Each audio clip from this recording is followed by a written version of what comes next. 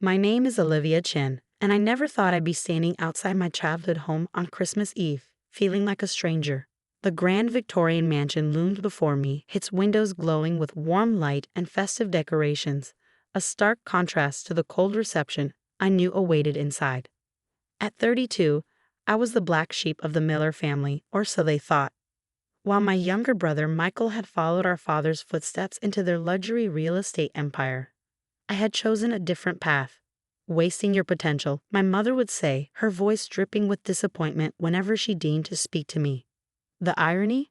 They had no idea that I was now the CEO of Summit Enterprises, one of the largest commercial development firms on the West Coast. The same firm that was about to close a $100 million deal with Miller Properties, my family's company. I stared at my reflection in my car window, adjusting my simple black dress. No designer labels, no flashy jewelry. My mother would hate it, but that was precisely the point. For years, I had maintained this facade of moderate success, letting them believe I was struggling, working as a small-time consultant, as my brother liked to say. Taking a deep breath, I walked up the familiar marble steps. Before I could ring the doorbell, the heavy oak door swung open. There stood my mother, Catherine Miller, perfectly coiffed in her channel suit, lips pursed in disapproval. "Oh," she said, as if finding a stray cat on her doorstep. "You actually came." "Hello, Mom. Merry Christmas." She didn't move from the doorway. Behind her, I could hear the murmur of voices, the gentle clink of crystal glasses, and classical Christmas music floating from the living room. "The party started an hour ago," she said, checking her diamond-encrusted watch. "You know how your father feels about tardiness." "I had work," I replied simply. She scoffed. "Still doing that little consulting thing. I thought you'd have given up by now." Before I could respond, my father's voice boomed from inside. "Catherine? Who's at the door?" Robert Miller appeared behind my mother, his imposing figure filling the doorway. His eyes narrowed when he saw me, the same look he'd given me 5 years ago when I refused to join the family business. "Olivia," he said, my name sounding like an accusation. "I thought we made it clear you weren't welcome this year. This is an important night for the family." I knew exactly why tonight was important. Miller Properties was hosting their annual Christmas party, but this year was different. Their biggest potential client, Summit Enterprises, was sending a representative to discuss the final terms of their partnership. "I'm still family," I said quietly. My mother laughed, a sharp, cutting sound. "Family? You stopped being family the moment you walked away from everything we built. Do you know who's coming tonight? The Summit Enterprises representative. This deal could double our company's worth. We can't have you embarrassing us." "You're too poor to join us for Christmas," she sneered, eyeing my simple outfit. "What would our guests think?" My father nodded grimly. "Know your place, Olivia. Go home." The words stung, even though I had expected them. 5 years of building my company in secret, of letting them believe I was struggling, all leading to this moment. Tomorrow, they would learn exactly who ran Summit Enterprises, but tonight, I had one more role to play. "At least let me say hello to Michael," I said, knowing my golden boy brother would be inside showing off his new fiancée. "Michael's busy with important clients," my father said dismissively. "He doesn't need distractions." Just then, a sleek black Bentley pulled up to the curb.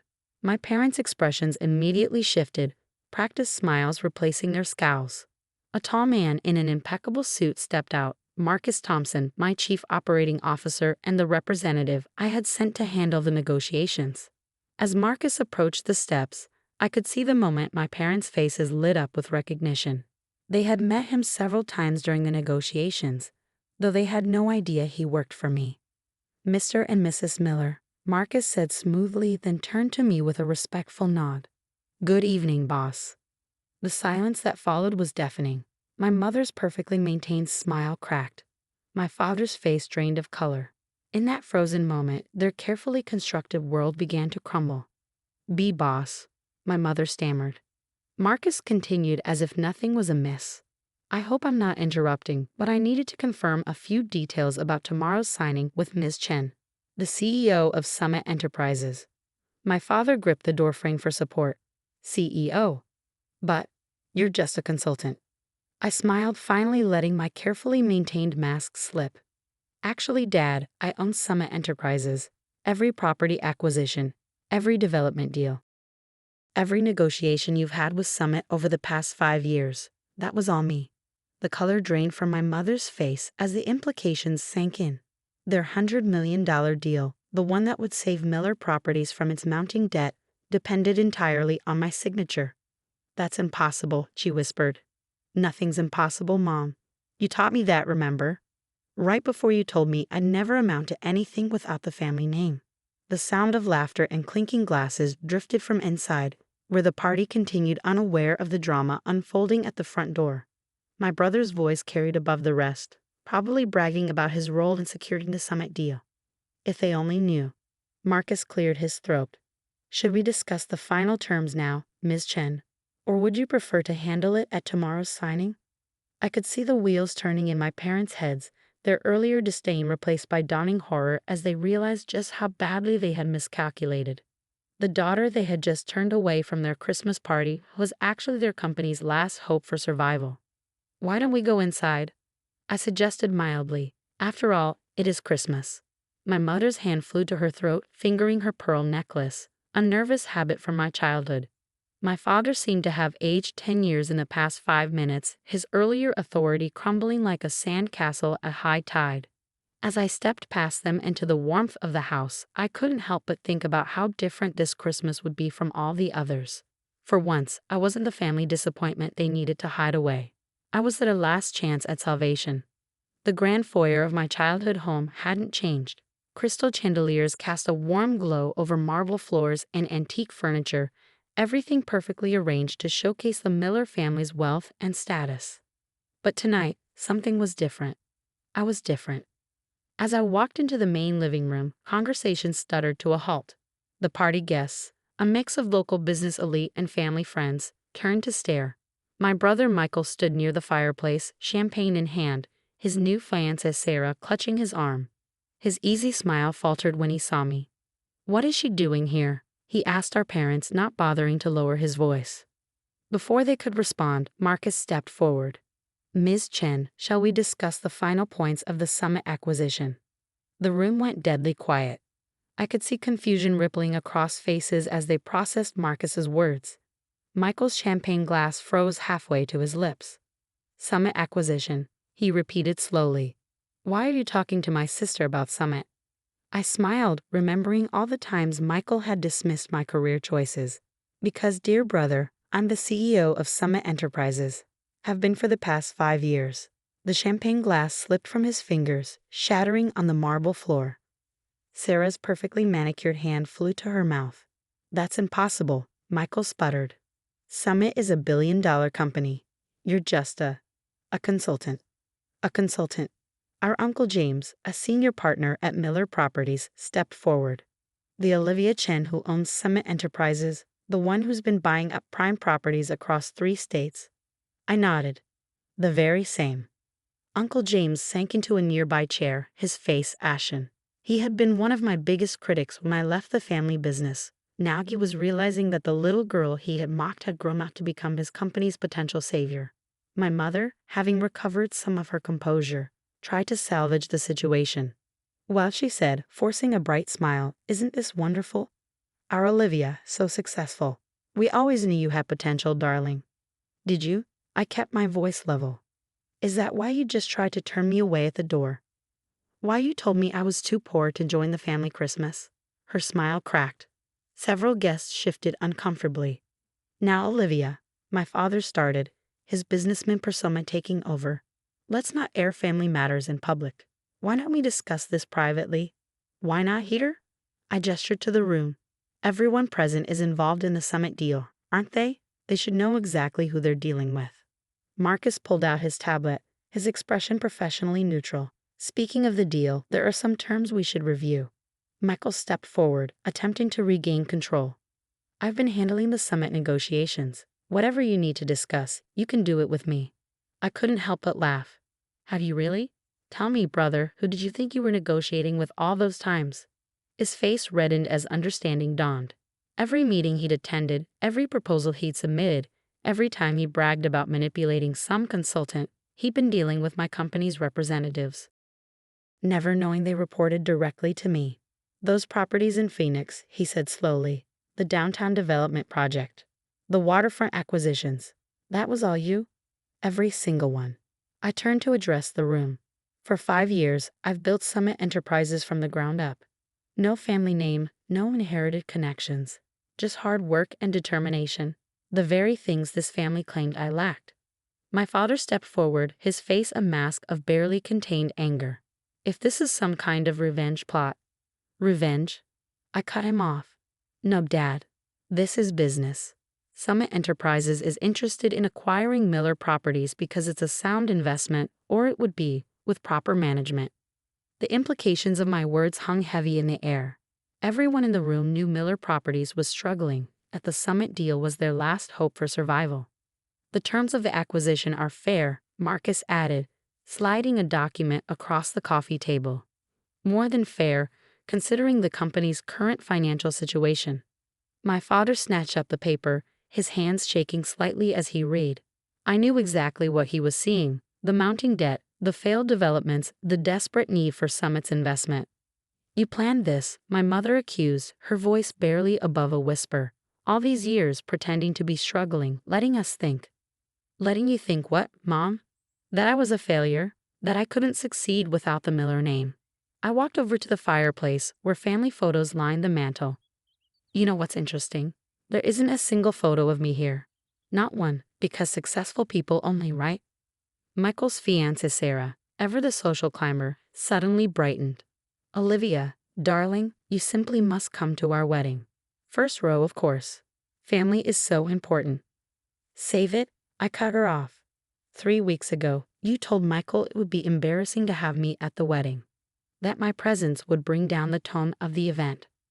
Sarah's face crumpled. Several guests coughed uncomfortably. The acquisition papers will be ready for signing tomorrow morning, Marcus announced, breaking the tension. 9 a.m. at the Summit offices. My father's business instincts finally kicked in. We should discuss this privately, as a family. Surely we can come to some arrangement. The time for family arrangements was years ago, I said quietly. When you threw away my college fund to support Michael's failed ventures. When you told me I wasn't worth investing in. When you shut the door in my face tonight. I reached for my coat, ready to leave the party I was never supposed to attend. Tomorrow we'll either sign the papers as equals or Miller Properties can face bankruptcy. Your choice. You would do that? Michael asked, incredulous. Let your own family's company go under? I turned back one last time. You all made it very clear tonight, and for the past 5 years, that I'm not really family. I'm just a disappointment who needs to know her place. I smiled. Well, now you know my place, at the head of the table. As I walked out, I heard the whispers start, saw the shocked faces of family friends and business associates who had witnessed the entire scene. My mother's carefully curated Christmas party had become a spectacle, but I felt no satisfaction in that. The next morning, I sat in my corner office on the top floor of the Summit building, watching the city wake up. At exactly 9 a.m., my secretary announced the arrival of the Miller Properties delegation. They filed in silently, my father, Michael, Uncle James, and the board members. Gone was the arrogance from last night, replaced by a grim understanding of their situation. The papers are ready, I said, nodding to Marcus, who began distributing documents. Olivia, my father started, then stopped. For the first time in my life, I saw him struggle for words. Just business, Dad, I said quietly. Isn't that what you always taught me? One by one, they signed. When it was done, Miller Properties became a subsidiary of Summit Enterprises. The company they had dismissed me from now answered to me. As they stood to leave, Michael lingered behind. Why didn't you tell us, he asked, all these years? Would it have made a difference? I asked. Would you have respected me more? Treated me like family? He had no answer. After they left, I stood at my window, looking out at the city skyline. The empire I built, the success I'd achieved. It hadn't been about revenge. It had been about proving something to myself. My phone buzzed with a text from my mother. We're having a family dinner tonight. Please come. I smiled sadly and typed my response. Sorry, I have a business meeting. You understand, successful people only. Then I turned back to my work. I had an empire to run, and this time, I didn't need anyone's approval to do it. Some say success is the best revenge, but I've learned it's more than that. Success is about becoming the person you were meant to be, despite those who said you couldn't. And sometimes, the greatest gift you can give yourself is the power to walk away from those who never believed in you, even if they're family. Especially if they're family. 1 year later, I sat in my office reviewing the annual reports. Miller Properties, now a subsidiary of Summit Enterprises, had transformed under new management. The failing projects my brother had championed were restructured, and the company was finally turning a real profit. My phone buzzed with another text from my mother, the 10th this week. Ever since last Christmas, my parents had launched a desperate campaign to rebuild our relationship. Fancy gifts arrived at my office, all returned unopened. Invitations to family events piled up, each one ignored. They even tried showing up at Summit's headquarters, only to be politely turned away by security. Please come to Christmas dinner this year, my mother's text read. We miss you. I set the phone aside without responding. The words rang hollow after decades of dismissal and disappointment. Michael had been demoted after a thorough audit revealed years of mismanagement. Now he worked under one of my senior directors, learning the business properly for the first time. His fiancée Sarah had called off their engagement once his position of power crumbled. Last I heard, she was dating a hedge fund manager. My father had officially retired, though I suspected it wasn't entirely by choice. The board, recognizing the company's improved performance under Summit's leadership, had made it clear that the old way of doing business, favoring family connections over competence, was over. Ms. Chen, my assistant's voice came through the intercom. Your next appointment is here. I smiled, knowing who it was. Send them in. A young woman entered, clutching a portfolio and looking nervous. I recognized that look. It was the same one I'd worn fresh out of college before I learned to believe in myself. Jessica Turner. I gestured for her to sit. I reviewed your proposal. Tell me more about your ideas for sustainable urban development. As she began her presentation, I saw the same fire, the same determination I'd once had. She had talent, drive, and innovative ideas. Everything my family had overlooked in me. The industry giants won't even look at my proposals, she admitted. They say I'm too young, too inexperienced.